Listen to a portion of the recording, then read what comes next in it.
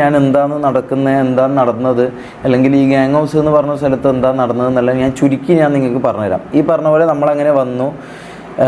അങ്ങനെ ഒരു 4-5 മാസം മുമ്പ് ഞാൻ സ്ട്രീം ചെയ്യാൻ തുടങ്ങി. നല്ല വ്യൂവർഷിപ്പ്, ലൈക്ക് തൊപ്പിയുടെ അതേ ലെവൽ ഓഫ്, അല്ലെങ്കിൽ ആ ഒരു ലെവൽ ഓഫ് ഇതൊക്കെ എനിക്ക് കിട്ടി. അങ്ങനെ നല്ല രീതിയിൽ ഞാൻ ഒരു 2-3 മാസം പോയി. അതിൻ്റെ ഇടയിൽ ഇങ്ങനെ ബ്രേക്ക് എടുക്കും. ഞാൻ എടുക്കുന്നതല്ല, ഇവൻ എന്നോട് പറയും നീ ബ്രേക്ക് എടുക്കുമെന്ന് പറയുമ്പോൾ ഞാൻ ബ്രേക്ക് എടുക്കും. ഇങ്ങനെ 1 മാസം കൂടുമ്പോൾ ഞാൻ ബ്രേക്ക് എടുക്കും. പിന്നെ 1 മാസം കൂടുമ്പോൾ ഇവൻ തോന്നുമ്പം ഇവൻ പറയും ബ്രേക്ക് എടുക്കാൻ പറയും. അപ്പം ഞാൻ ബ്രേക്ക് എടുക്കും. അങ്ങനെ എനിക്കൊരു മാസം, അന്നേരം ആ സമയത്ത് ലൈവ് ചെയ്തുകൊണ്ടിരിക്കുന്ന സമയത്ത് ഒരു മാസം 1.5 ലക്ഷം റുപ്യ അതിനടുപ്പിച്ച് എനിക്ക് റവന്യൂ വരും മാസത്തിൽ, മന്ത്ലി. അപ്പോൾ അങ്ങനെ 3-4 മാസത്തെ മൊത്തം റവന്യൂ കൂടി ഒരു 3-4 ലക്ഷം രൂപ കിട്ടിയിട്ടുണ്ടായിരുന്നു. അപ്പോൾ അതൊന്നും ഞാൻ ചോദിച്ചിട്ടില്ല. കാരണം ഇവൻ്റെ ഇതുകൊണ്ടാണ് ഞാൻ ഇതായത്. ഓൻ്റെ ലൈവിൽ പെർഫോം ചെയ്തതിനോ ഇതിനോ ഒന്നും ഞാൻ ഇന്നേവരെ ചോദിച്ചിട്ടില്ല. ഞാൻ എൻ്റെ സ്വന്തമായിട്ട് എനിക്കൊരു റീചാർജ് ചെയ്യണമെങ്കിൽ പോലും അവനോട് ഞാൻ ചോദിക്കാറില്ല. ഞാൻ എൻ്റെ വീട്ടിൽ നിന്നോ അല്ലെങ്കിൽ വേറെന്തെങ്കിലും രീതിയിലോ പൈസ ആക്കിയിട്ടാണ് ഞാൻ റീചാർജും കാര്യങ്ങളൊക്കെ ചോദിക്കാറ്. കാരണം ഞാൻ അധ്വാനിച്ച പൈസ മാത്രം അല്ലെങ്കിൽ ഞാൻ പണിയെടുത്ത പൈസയിൽ നിന്ന് എന്തെങ്കിലും ചെയ്യാമെന്നുള്ളൊരു മൈൻഡുള്ള ഒരാളാണ് ഞാൻ. അപ്പം അങ്ങനെ ഈ അടുത്തൊരു 2 മാസം മുമ്പ് ഈ പറഞ്ഞ പോലെ ഞാൻ പറഞ്ഞല്ലോ 3-4 ലക്ഷം രൂപ എനിക്ക് കിട്ടുന്നുണ്ടായിരുന്നു. അപ്പം അത് ഞാൻ ചോദിച്ചില്ല. ഞാൻ വിചാരിച്ചു അവൻ തരുമായിരിക്കും. അവനോടങ്ങനെ നമ്മൾ കണക്ക് പറഞ്ഞ് ചോദിക്കണ്ടല്ലോ, അവൻ തരുമായിരിക്കും എന്ന് വിചാരിച്ച് ഞാൻ നിന്നു. ഒരു ദിവസം രാത്രി ഞാൻ ലൈവ് കഴിഞ്ഞു. ഞാൻ അവനോട് പോയിട്ട് എൻ്റെ ഉമ്മ വിളിച്ചു. അപ്പോൾ സിസ്റ്ററുടെ മാരേജൊക്കെ ഇങ്ങനെ ഇത് നടക്കുകയായിരുന്നു. മാരേജിൻ്റെ കാര്യങ്ങളൊക്കെ ഇപ്പോൾ അടുത്ത് തന്നെ മാരേജാണ്. അപ്പം അതിൻ്റെ കുറച്ച് കാര്യങ്ങൾ നടക്കുകയായിരുന്നു, എൻഗേജ്മെൻറ്റും കാര്യങ്ങളൊക്കെ, പരിപാടികളൊക്കെ ആയിട്ട്. അപ്പം സ്വാഭാവികമായിട്ട് എൻ്റെ വീട്ടിൽ നിന്ന് പൈസ ചോദിക്കുമല്ലോ. ആ ഇതിൽ ഇവനോട് ഞാൻ പൈസ ചോദിച്ചു. അത് ഞാൻ ഉണ്ടാക്കിയ പൈസ താടാ അങ്ങനെയൊന്നല്ല ഞാൻ ചോദിച്ചത്. ഞാൻ ഈ പറഞ്ഞ പോലെ നീ അത് ഇങ്ങനെ സിസ്റ്ററെ ഒരു പൈസ ഈ പറഞ്ഞ പോലെ പൈസ എമൗണ്ടൊന്നും ഞാൻ പറഞ്ഞിട്ടില്ല. ഓന് എത്ര വന്നാലും അത് വാങ്ങാം, അത് ഇതാക്കാം, ഓന് അങ്ങനെ തരുമെന്നായിരുന്നു എൻ്റെ വിശ്വാസം. ഓൻ്റെ റൂമിലേക്ക് കയറുന്നവരുള്ള എൻ്റെ വിശ്വാസം അങ്ങനെയായിരുന്നു. അങ്ങനെ ഞാൻ കയറി, ഞാൻ അവനോട് ചോദിച്ചു. അപ്പോൾ അവൻ പറഞ്ഞു റവന്യൂ നിങ്ങൾക്ക് തരാൻ പറ്റില്ല. കാരണം അവനിതൊരു ബിസിനസ്സായിട്ടാണ് നടത്തുന്നത്. അവനിതൊരു ബിസിനസ്സാണ്. അപ്പം അങ്ങനെ നമുക്ക് റവന്യൂ തരാനുള്ള ഓൻ തരൂല. ഓന് റവന്യൂ തരാൻ പറ്റില്ല എന്ന് പറഞ്ഞു. അപ്പോൾ റവന്യൂ തരാൻ പറ്റില്ലെന്ന് പറഞ്ഞപ്പോൾ ഞാൻ റേസായി എന്നല്ല, ഞാൻ ഇങ്ങനെ കാര്യം പറഞ്ഞു. ഞാൻ പറഞ്ഞു ഞാനും കൂടി ഞാൻ ഇതാക്കിയതിൻ്റെ ഇതിൽ നിന്നൊരു പൈസയല്ലേ ഞാൻ ചോദിക്കുന്നതെന്ന് പറഞ്ഞപ്പോൾ അവൻ പറഞ്ഞു അത് തരാൻ പറ്റില്ലെന്ന് പറഞ്ഞു. എന്നിട്ട് പറഞ്ഞു നീ ഇവിടെ ഇങ്ങനെയൊക്കെയാണ് റൂള്, ഇവിടെ ഇങ്ങനെയൊക്കെയാണ്, നിങ്ങൾക്ക് വേറെ പറ്റുന്ന എന്താണെന്ന് വെച്ചാൽ നീ ചെയ്തോ, ഇവിടെ ഇതൊക്കെയാണ് റൂള് എന്ന് എന്നോട് പറഞ്ഞു. അപ്പോൾ അങ്ങനെ പറഞ്ഞു. ഈ പറഞ്ഞ പോലെ അതിന് മുമ്പേ നമ്മൾ തമ്മിൽ സംസാരം ഉണ്ടായിരുന്നു. അതായത് ലൈക്ക് ഞാൻ മമ്മു ജാസിയെല്ലാം നമ്മളെ പേഴ്സണൽ പ്രോബ്ലംസ് ഇങ്ങനെ പറയും. അതായത് ഫിനാൻഷ്യലായിട്ടുള്ള പ്രോബ്ലംസ് നിങ്ങൾ പുറമേ കാണുമ്പം അവൻ ലൈവിൽ നിങ്ങളോടൊക്കെ പറഞ്ഞിട്ടുണ്ടാകും ഇവർക്കൊക്കെ സാലറി ഉണ്ട്, അല്ലെങ്കിൽ ഇവർക്കൊക്കെ സ്വന്തമായിട്ട് റവന്യൂ ഉണ്ട് എന്നാണ് അവൻ എല്ലാ ലൈവിലും പറയാറ്. പക്ഷേ നമുക്ക് ഇന്നേ വരെ 1 രൂപ കിട്ടിയിട്ടില്ല എന്നുള്ളതിൻ്റെ ഗൂഗിൾ പേയോ എന്താണെന്ന് തെളിവ് എന്ന് വെച്ചാൽ നമ്മുടെ കയ്യിലുണ്ട്, പ്രൂഫുണ്ട്. എൻ്റെ ഫോണിൽ ഈ പറഞ്ഞ പോലെ എൻ്റെ യൂട്യൂബിൻ്റെ ഇൻകം ഏത് അക്കൗണ്ടിലേക്കാണ് പോയിക്കൊണ്ടിരുന്നത് എന്നുള്ളതിൻ്റെ പ്രൂഫും എൻ്റെ കയ്യിലുണ്ട്, മനസ്സിലായോ? അപ്പോൾ അത് ഞാൻ കാണിക്കാം, അത് ഞാൻ രാത്രി കാണിക്കാം. അപ്പോൾ അതുണ്ട്. പിന്നെ ഈ പറഞ്ഞ പോലെ മമ്മു എന്ന് പറയുന്ന വ്യക്തി അവൻ്റെ കൂടെ വർക്ക് ചെയ്യാൻ തുടങ്ങിയിട്ട് കൂടെ കൂടിയിട്ട് 2.5-3 വർഷമായി. ഈ മമ്മു എന്ന് പറയുന്ന വ്യക്തിൻ്റെ വീട് എന്ന് പറഞ്ഞു കഴിഞ്ഞാൽ ഇപ്പം എന്നല്ല, ആ ടൈം തൊട്ടേ അവൻ്റെ ഉപ്പ വേറെ നോക്കി പോയതാണ്, അവൻ്റെ ഉമ്മാനെ ഉപേക്ഷിച്ച് പോയതാണ്. അപ്പോൾ അതൊക്കെ ഇവനറിയാം. അതൊക്കെ അറിഞ്ഞുകൊണ്ട് തന്നെയാണ് ഇവൻ എടുത്തത്. ഇവൻ ലൈവിൽ അവൻ്റെ ഉമ്മാനൊക്കെ വിളിക്കുന്നുണ്ട്, ഉമ്മാന് വിഷമിക്കേണ്ട വരില്ല, അങ്ങനെ ഇങ്ങനെയൊക്കെ കുറേ കാര്യങ്ങളൊക്കെ പറയുന്നുണ്ട്. അപ്പോൾ അതിന് ശേഷം 2.5 വർഷമായിട്ടും ഇത്രയും കാലമായിട്ട് ഈ മമ്മൂ, ഞാൻ എൻ്റെ ഈ കാര്യങ്ങൾ നിങ്ങൾ മാറ്റി വെച്ചേക്ക്. എൻ്റെ ഈ കാര്യങ്ങൾ ഞാൻ ജസ്റ്റ് ഒരു സ്റ്റാർട്ടിങ്ങിന് ഞാൻ പറഞ്ഞതേ ഉള്ളൂ, എൻ്റെ ഒരു ഇതറിയിക്കാൻ ഞാൻ പറഞ്ഞതേ ഉള്ളൂ. അപ്പോൾ ഈ മമ്മു എന്ന് പറയുന്ന വ്യക്തി അവൻ്റെ കൂടെ നിൽക്കാൻ തുടങ്ങിയിട്ട് 2.5 വർഷമായി.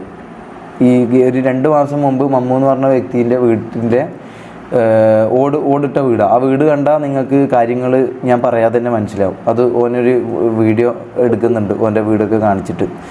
കാരണം ഇനി നമ്മളിത് പറയാണ്ട് നിന്ന് കഴിഞ്ഞാൽ നമ്മൾ ഇതായി പോകും, മനസ്സിലായോ? നമ്മൾ പടുകുയിലേക്ക് പെട്ടുപോകും. നമുക്ക് ഓൾറെഡി സൈബർ ബുള്ളിങ്ങും ഇവിടുന്നൊക്കെ മൊത്തം ഇത് കിട്ടുന്നുണ്ട്. ഇവൻ്റെ അടുത്ത് നിന്ന് ഇറങ്ങിക്കൊണ്ട് നമ്മളെന്തോ ഈഗോ കാണിച്ചു, അല്ലെങ്കിൽ എന്തോ ഈഗോ കാണിച്ചു എന്നൊക്കെ പറയുന്നത്. ഞാനൊരു കാര്യം പറയട്ടെ, 13 വർഷമായിട്ട് എൻ്റെ സുഹൃത്തായിട്ടുള്ള ഒരുത്തനോട് ഞാൻ എന്തിനാണ് ഈഗോ കാണിക്കേണ്ട ആവശ്യം? അല്ലെങ്കിൽ എന്നെ വളർത്തിയ, അല്ലെങ്കിൽ എനിക്കൊരു ഇതുണ്ടാക്കി തന്ന ഒരാളോട് ഞാൻ ഈഗോ കാണിക്കേണ്ട ആവശ്യമില്ലല്ലോ. എനിക്ക് ഈഗോ അല്ല സംഭവം. എന്താണെന്ന് വെച്ചാൽ നമ്മൾ ഈ പറഞ്ഞ പോലെ പിന്നെ പേഴ്സണലായിട്ട് നമുക്ക് അവിടെ ഉണ്ടായ നിങ്ങൾ ക്യാമറയിൽ കാണാത്ത ഒരു രൂപവും ഒരു സ്വഭാവവും അവനുണ്ട്. അത് നമ്മളവിടെ വീട്ടിൽ താമസിക്കുന്നവർക്ക് മാത്രമേ അറിയൂ. അതായത് അവിടെ 2 മെസ്സാണ് അവിടെ ഉണ്ടാവാറ്. അതായത് നമുക്ക് സാമ്പാറും അല്ലെങ്കിൽ രസവും ചോറും എന്തെങ്കിലും വറവോ അങ്ങനെ മുട്ട പൊരിച്ച അങ്ങനെ എന്തെങ്കിലും ഉണ്ടാവും. അവൻ്റെ എന്ന് പറഞ്ഞു കഴിഞ്ഞാൽ അവന് ചിക്കൻ ഫ്രൈ, പിന്നെ അവൻ്റേതായ ഒരു ഫുഡുകളുണ്ട്, ചിക്കൻ ഫ്രൈ അത് ഇതെന്നൊക്കെ പറഞ്ഞിട്ട് അവന് വേറെ തന്നെ ഒരു ഫുഡ്. അങ്ങനെ 2 മെസ്സാണ് അവിടെ നടക്കുന്നത്. പിന്നെ ഈ പറഞ്ഞ പോലെ മമ്മു എന്ന് പറഞ്ഞ വ്യക്തിൻ്റെ വീട് ചോർന്ന് വിളിക്കാൻ തുടങ്ങിയിട്ട് ഇപ്പോൾ 2-2.5 വർഷമായിട്ട്. കഴിഞ്ഞ 2 മാസം മുമ്പ് പഞ്ചായത്താണ് ഇടപെട്ടിട്ട്, നിസ്സാര പൈസയാണ്, പഞ്ചായത്താണ് അത് മാറ്റി കൊടുത്തത്. അതുപോലും അവൻ ചെയ്തിട്ടില്ലായിരുന്നു. നിങ്ങൾ ആലോചിക്കണം, 2.5 വർഷമായിട്ട് കൂടെ നിൽക്കുന്ന മമ്മൂൻ്റെ ഇപ്പോൾ ഉപയോഗിക്കുന്ന ഫോൺ കണ്ടാൽ തന്നെ നിങ്ങൾക്ക് കാര്യങ്ങളെല്ലാം ഏകദേശം പിടികിട്ടും, മനസ്സിലായോ? പിന്നെ ജാസി എന്ന് പറഞ്ഞ ആൾക്ക് അവിടെ ഉണ്ടായ ബുള്ളിങ്ങും കാര്യങ്ങളൊക്കെ ഉണ്ട്. അതിപ്പോൾ മമ്മൂനാണെങ്കിലും ഉണ്ട്. മമ്മൂനെ ഒരു ദിവസം മലപ്പുറത്ത് നമ്മൾ നിൽക്കുമ്പോൾ ഒരു പരിപാടിക്ക് പോയ സമയത്ത് എന്തോ ഒരു പ്രമോഷൻ പരിപാടിക്ക് ഇവനോട് ഇതാക്കാൻ പറഞ്ഞു. അപ്പോൾ മമ്മു എന്തോ മൂടില്ലാന്നോ അങ്ങനെ എന്തോ പറഞ്ഞു. കാരണം സ്വാഭാവികമായിട്ട് അവൻ 2-2.5 വർഷമായിട്ട് കൂടെ നിൽക്കുന്നതെന്ന് ഓൻ പറഞ്ഞ എല്ലാ കാര്യങ്ങളും ചെയ്യുന്നതെന്ന് ഓൻ പറയുന്ന എല്ലാ ഇതിനും തുള്ളുന്ന ഒരു വ്യക്തിയാണ്. പക്ഷെ എന്നിട്ടും ഓന് എന്താ പറയുക, ഒരു 2 രൂപ ഓൻ്റെ കൈ കിട്ടാത്തതുകൊണ്ടുള്ള ഇതുകൊണ്ടായിരിക്കാം മോട്ടിവേഷൻ. ആരും അങ്ങനെ എന്താ പറയുക, 2-2.5 വർഷവും ഒരിക്കലും ഒരു കമ്പനിയിൽ ഇപ്പോൾ ശമ്പളം കിട്ടാതെ ആരും പണിയെടുക്കില്ല. അതുപോലെ തന്നെ അപ്പോൾ ഒരു ഡീമോട്ടിവേഷൻ വരും. അപ്പോൾ അതിൻ്റെ ഇതിൽ അവൻ പറഞ്ഞു പറ്റില്ല, വീഡിയോ എടുക്കാൻ പറ്റില്ല എന്നോ അങ്ങനെ എന്തോ ഒരു ഇതിൽ. അതും ഇങ്ങനെ തലയൊക്കെ ചൊറിഞ്ഞോട്ട് ഇങ്ങനെ താഴേക്ക് നോക്കിയിട്ടാണ് പറയുന്നത്. അവനോട് നേരെ നിന്ന് നമ്മളാരും സംസാരിക്കാൻ നമുക്ക് പറ്റാറില്ല, അതിനുള്ളൊരു ഇത് ഉണ്ടാവാറില്ല. എനിക്ക് പിന്നെയും ഉണ്ടാവാറുണ്ട്, ബാക്കിയുള്ളവർക്ക് അത്രയും ഇത് ഉണ്ടാവാറില്ല. അപ്പോൾ ഇങ്ങനെയൊക്കെ ആയിട്ട് ഓൻ പറഞ്ഞപ്പോൾ ഇവനെന്ത് ചെയ്തു, നീ ഇരിക്കുമെന്ന് പറഞ്ഞു ഓനെ കട്ടിലിരുത്തി. അപ്പോൾ നമ്മളെല്ലാവരും കൂടെ ഉണ്ട്. അപ്പോൾ ഇവൻ്റെ കാല് കൊണ്ട് എന്ത് ചെയ്തു, ഓൻ്റെ മുഖത്ത് ഇങ്ങനെ ചവിട്ടി ഒരു 5 മിനിറ്റോളം മുഖത്ത് ചവിട്ടിയിട്ട് എന്താടാ എനിക്ക് പറ്റാത്തതെന്ന് പറഞ്ഞിട്ട് തെറിയൊക്കെ വിളിച്ചുകൊണ്ട് കാലിങ്ങനെ ചവിട്ടി. അത് കണ്ട് എനിക്ക് മൊത്തത്തിൽ ബാഡായി. പിന്നെ ഞങ്ങൾക്ക് ഓൻ്റെ അടുത്ത് പറയാനുള്ള ഇതില്ല, കാരണം ഓൻ ഭയങ്കര ഹൈപ്പർ ഇതായിട്ട് ദേഷ്യം പിടിച്ച് ഇങ്ങനെ നിൽക്കുക. അപ്പോൾ പറഞ്ഞു കഴിഞ്ഞാൽ എന്നെയും ചിലപ്പോൾ ചവിട്ടോ, ഇല്ലെങ്കിൽ നമുക്ക് സ്വയം ഒരു പേടി ഉണ്ടാവുമല്ലോ. പിന്നെ അവനെ കണ്ടതും ഈ പറഞ്ഞ പോലെ ഒരു ഇതായിട്ടാണ് നമ്മൾ കണ്ടത്. അവനൊരു താഴ്ന്നൊരു ലെവലിലാണ് നമ്മളെ കാണുന്നത്. നമ്മൾ ശബ്ദവൃത്തി അവനോടൊന്ന് ചോദിക്കുക ഇതാക്കുകയെല്ലാം ചെയ്ത് കഴിഞ്ഞാൽ അത് ഭയങ്കര പിന്നീട് ഓൻ നമ്മളെ ഇതാക്കും. അത് ലൈവിലും കുറേ സംഭവിച്ചിട്ടുള്ള കാര്യമാണ്.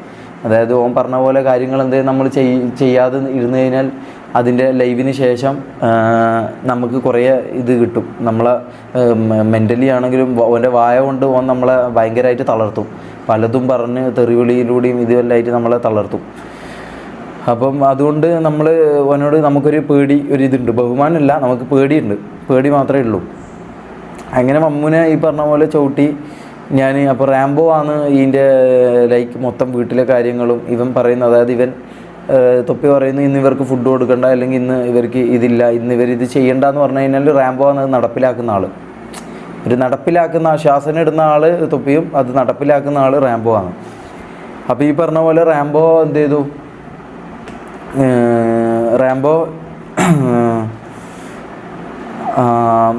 സോറി ഞാൻ വീഡിയോ ആയിക്കൊണ്ട് റാംബോ ഈ പറഞ്ഞ പോലെ കാര്യങ്ങളൊക്കെ റാംബോനെ ഞാൻ മാറ്റി നിർത്തി കാര്യങ്ങളൊക്കെ പറഞ്ഞു. റാംബോ ഇത് പറ്റൂല, നമ്മളെ കൂടെയുള്ള ഒരാളെ ഇവരിങ്ങനെ ഇങ്ങനെ ചെയ്യുമെന്ന് പറഞ്ഞു കഴിഞ്ഞാൽ നമുക്ക് ഭയങ്കര ബാഡാണ്, ഇത് പറ്റൂല എന്ന് പറഞ്ഞു. അപ്പോൾ റാംബോ പിന്നെ തൊപ്പീൻ്റെ അടുത്ത് പോയിട്ട് മെല്ലെ ഇതാക്കി അങ്ങനെ ഓനെ വിട്ടു.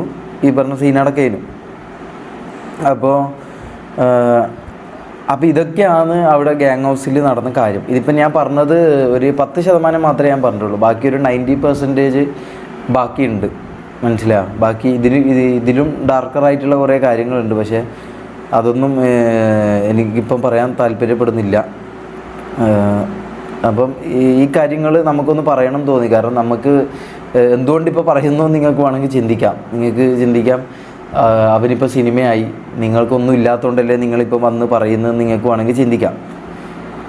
നമ്മൾ അവിടെ നിന്ന് ഇറങ്ങിയ മുതൽ ഈ പറഞ്ഞ പോലെ ഓനെ വിളിക്കും, ഓനെ കോൺടാക്ട് ചെയ്യും, ഓൻ്റെ മാനേജറോട് കാര്യങ്ങൾ പറയും, സോർട്ട് ചെയ്യാൻ നോക്കി എല്ലാം ചെയ്തിട്ടുണ്ടായിരുന്നു. പക്ഷെ ഓന് അതിനോടൊന്നും അടുക്കുന്നില്ല, മനസ്സിലായോ?